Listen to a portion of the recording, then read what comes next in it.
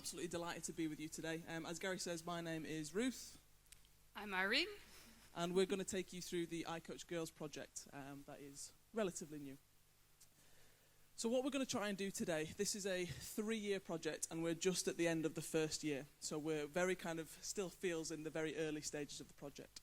So we're going to take you through the first year, what we've been up to, and some of particularly the background research and reading that's informing the project that we're going to kick off in the very coming days and weeks. Just to start with, though, I'm just going to give you a bit of a background. I would imagine the why, as in why is this program important? I imagine for people in this room, it's relatively obvious, but I'm going to explain it anyway. In terms of sport and physical activity, we know the benefits of sport and physical activity throughout people's lifetime. We know about the social benefits, the physical benefits. We know about the educational and employment benefits. We know, in short, that sport, physical activity is good for you, no matter what age or stage of your life you're in. We also know that women and girls face more challenges than boys and men to participate, whether that is because of the environment, a lack of opportunities, a lack of support. The statistics that we shared with you yesterday, I think it was 81% of young people do not meet the World Health Organization recommended physical activity guidelines. That number's even worse for girls. So girls are 4 times less likely than boys to engage in organised sport. We also know that the early years are absolutely crucial. So if we're going to promote a lifelong love of sport and physical activity, and we're going to promote physical activity through the life, the early years, the primary school years, are absolutely crucial. It's not impossible to change behaviour in adulthood, but we know that those early experiences are crucial in either putting people off or putting people into sport and physical activity for their life. So that's the background in terms of why. That leads us to the project aims, and the project aims are relatively straightforward. It's an Erasmus-funded project, 3 years, and we are aiming to increase physical activity and sport participation among primary school girls, and we are aiming to increase the number, confidence, and competence of female coaches. So in terms of how we're going to be doing this, we are working with 6 project partners across Europe, and each partner will be running a series of what we are calling play centres. Each play centre will aim to recruit 30 currently inactive girls. Now these can be girls who have never tried sport or physical activity for whatever reason, or it could be girls that have tried it and because maybe the environment isn't for them, they've dropped out. So each centre will target 30 girls aged between 5 and 12. Each centre will also aim to recruit 10 new women into coaching. Now these can be secondary school students who might be studying sport but haven't quite taken that first step into coaching. They can be local athletes who, again, play sport and have a good sporting background but don't currently coach. Or they could be the mums of the young kids who are going to participate in the play centres. But either way, each centre will have 10 women who are new into coaching. And again, the idea with these two things going hand in hand, that we're increasing the number of girls playing sport, but also increasing the number of role models for those young girls to look up to. A really important part of the project is this idea of physical literacy. So going back to, I think it was Sheila's favourite part of the iCoach Kids pledge yesterday, prioritising the love for sport rather than prioritising teaching sport. So while in the centres they will be doing sport, they will be doing movement, this is not just about teaching them new skills. It's about trying to support them to increase their motivation and confidence. For a lot of these young girls, if they don't participate, they've probably never felt confident in a sport environment before. They've probably never felt motivated in that environment where they might not be as competent as the other people their age. We're also trying to make sure that we support their knowledge and understanding of why sport and physical activity is important, as well as the parents, and why, what type of movements are important. So physical literacy, the youth voice, is absolutely massive in terms of the underpinning reason and the underpinning work that we're doing in terms of the play centres. This is a really watered down version of the timeline. So as I said, it's a 3-year project. I think this time last year we all met for the first time in Ireland and had our kick-off meeting, and we had our end of year 1 meeting on Monday at these wonderful facilities in Papendale. Over the next couple of years, we'll be rolling out the full programme across 6 different countries. But right now, and I think, Sheila, today, the first activity centre gets underway in Ireland? Yes. Yeah, so it's perfectly timed, not on purpose at all. But the first activity centre, the first play centre gets underway today, later on in Ireland. and that's part of our pilot program. So we are running 5 play centres in Ireland up until Christmas as part of the pilot. So this is where we're at the minute. We have just, because the play centres get underway today, over the last month we've been rolling out our coach education, coach development workshops to those new into coaching women and also the head coaches who are going to be kind of leading on the sessions. In the build up to that, we spent a good few months developing our practical guides. So that is the underpinning research about, the elements that are crucial for success in terms of getting girls involved in sport, what are the barriers for women in coaching, and so on and so forth. So what we're going to go through today is some of those practical guides. And with that, I'm going to hand over to my colleague who's going to take you through them in a little bit more depth. Thank you, Ruth. Yes, good morning to you as well, from my point. I will guide you through the 3 guides that we actually developed for ICOACHGIRLS. And of course, we already have the ICOACHKids pledge. We did not forget about them, but there's actually, in addition, some elements that we think are specific to our girls, trying to get them more active in sports. So we have 3 guides actually made. The first guide is mainly based on how to get girls back into sports or actually active in sports. As Ruth already mentioned, this is about the girls who probably never participated or dropped out somewhere on the road. So we try to find the elements that might get them back into sports, and I will show you them in a minute. The second guide is more a best practice. So projects all around the world that actually had the same aim, trying to get girls more active into sports or physically active, and they were kind of successful in this. So we try to gather all these information from all these projects and put them in a best practice guide. Then the third one is focusing on women in coaching. What can we do to actually get girls, female coaches, active in sports? We all know that there still is a backlog here, that we see a lot of male coaches all around, but female coaches have a lower number. So if I go to the making of, we of course have a lot of expertise in the group, but we try to broaden that up by searching for literature, searching for everything that already was published about this topic.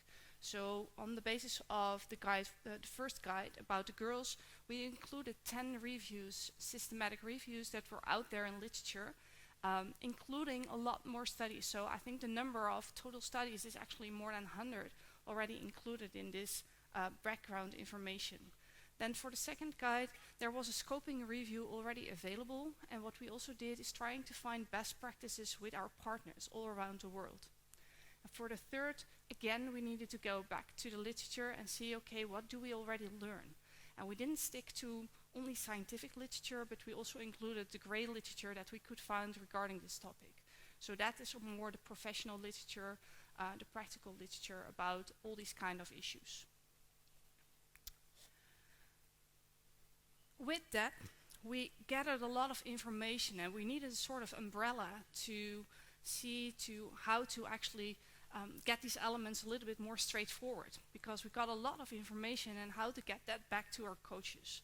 And for that, we thought that the Youth Sport Compass, which was made by another project, a Kids First project, where it's really a theoretical framework to put all the evidence in there. And I will try to explain you a little bit further. So the theoretical framework, the Youth Sports Compass, actually the main aim is to get a more pedagogical, a more didactical, more positive, more safe sports climate for all the kids. And what we're trying to do here is to make the optimal situation where kids actually can develop through sports and within their sports. And it's based on 4 pillars. We have a developmental pillar. I hope I can show you here on the left top, which is more about the developmental climate. Can kids actually develop within their sports? Can we make exercises available to them that actually fit what they actually want to do? Then we have the motivational part, which is more about motivational climate. Can we get the kids inspire them to actually be active and be part of it and stay and remain in sports. Then the caring part is more about, do we also see the kid behind the athlete?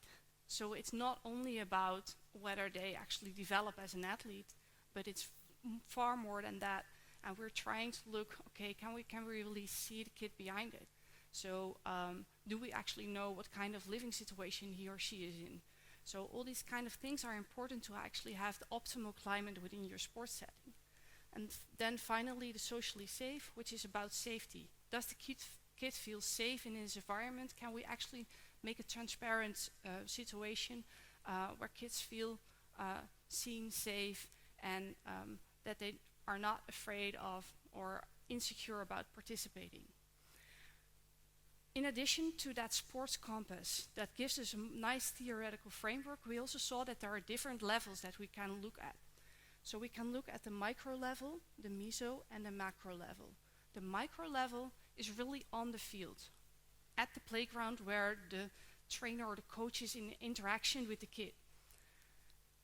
The meso level is at the club, which is more like having all the people, the volunteers within the club, the policies from the board of the club that actually tries to hand in or fulfill these aims.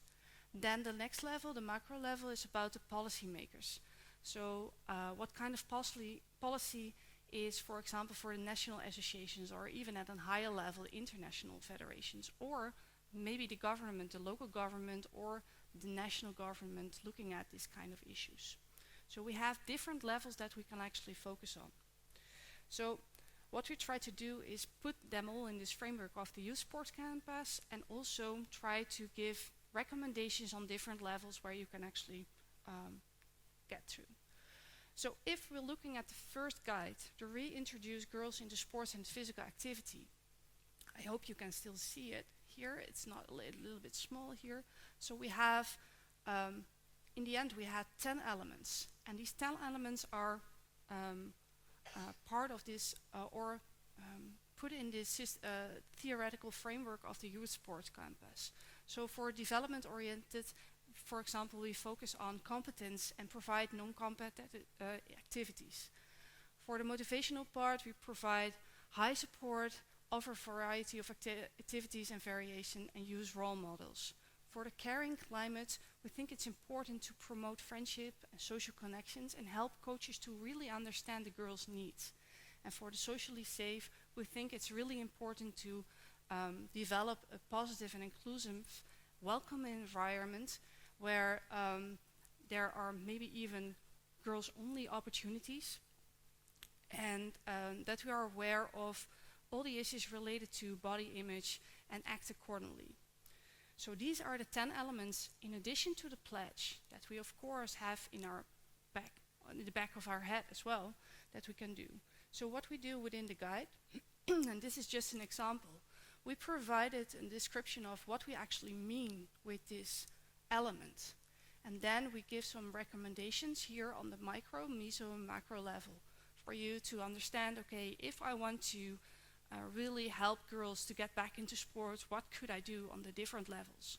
And to just give you an example here, if it's really about focus on competences, then we see at the micro level that you provide opportunities for learning and that you acknowledge that girls have actually different needs. Maybe on the meso level, you educate your coaches and your parents, and on the macro level, you promote physical literacy as an important aim.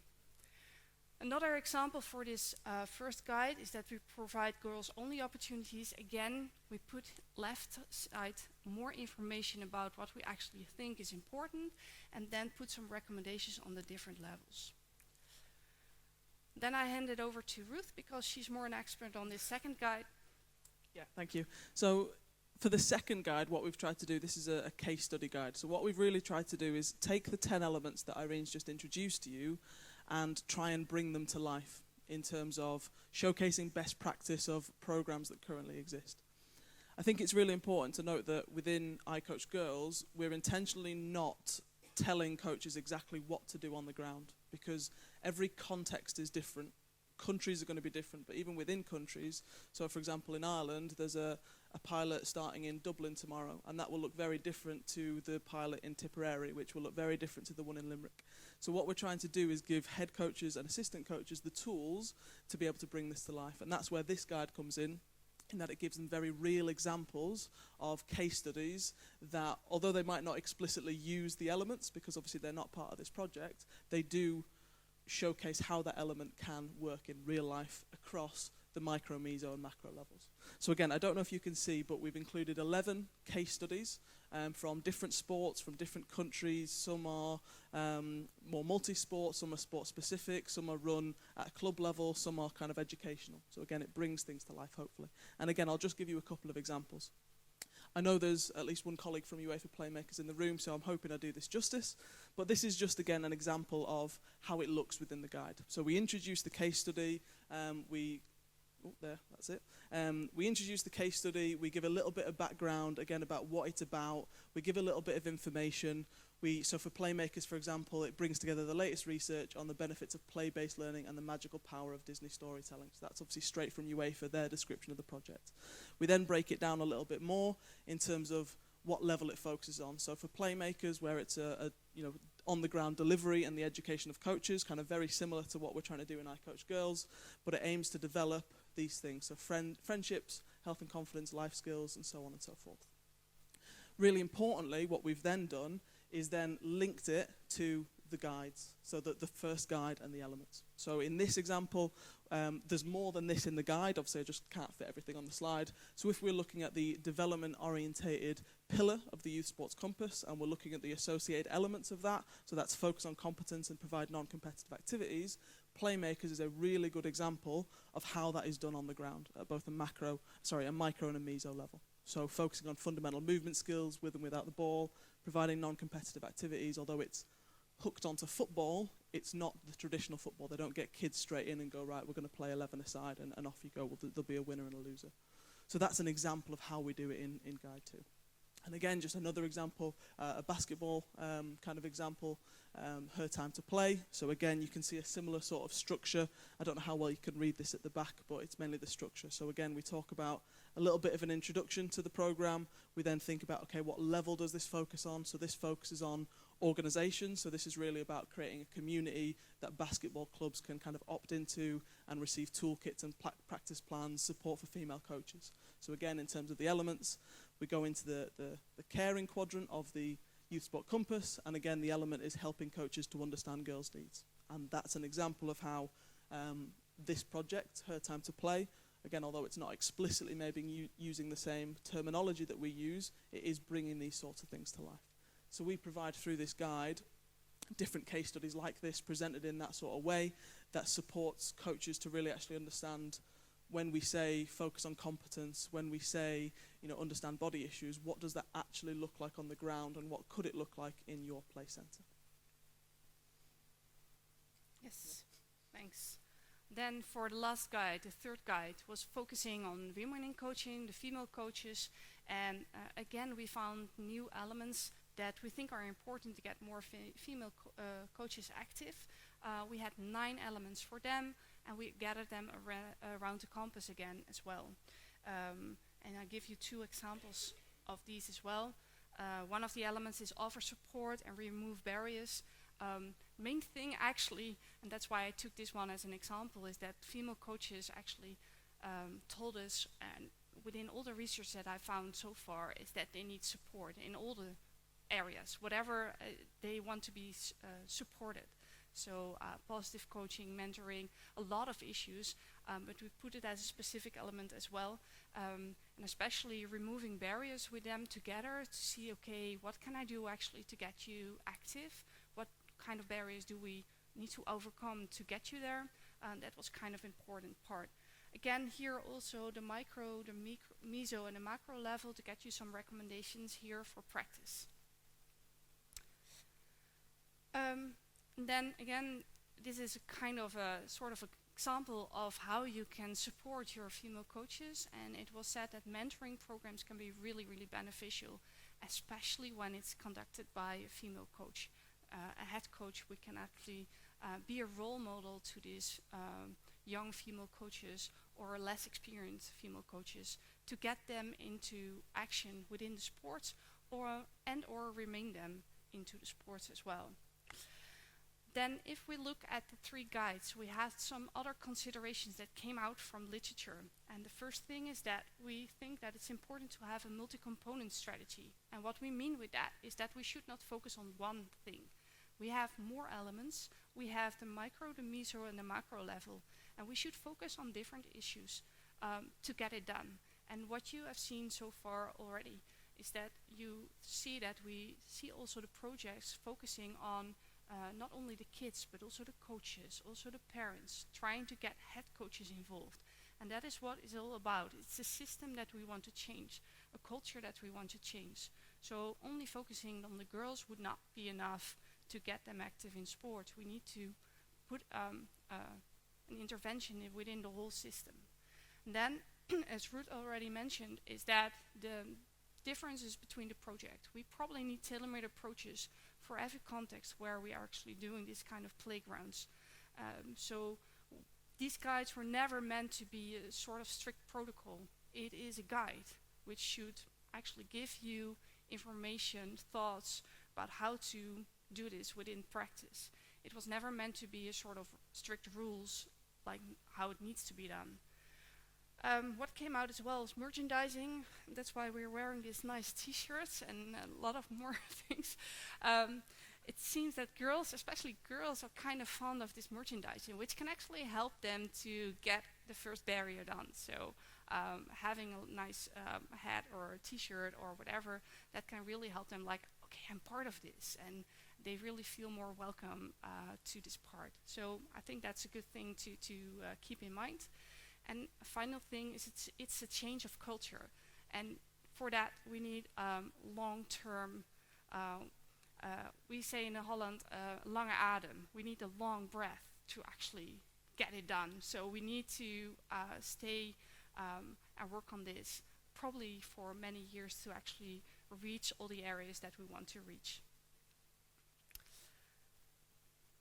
And yeah, that's kind of our presentation. I think really importantly, and again, credit goes to kind of Gary for the website. To find out more about this project, we have only had 20 minutes to try and talk you through a year's worth of work, and it's been a very busy year. So there is always, information on the website. The 3 guides, again, that's a screenshot from the website. You can find out more about the project. You can actually download the guides yourself. We're in the process of kind of creating executive summaries that we're going to translate into different languages as well. So there is kind of accessible information.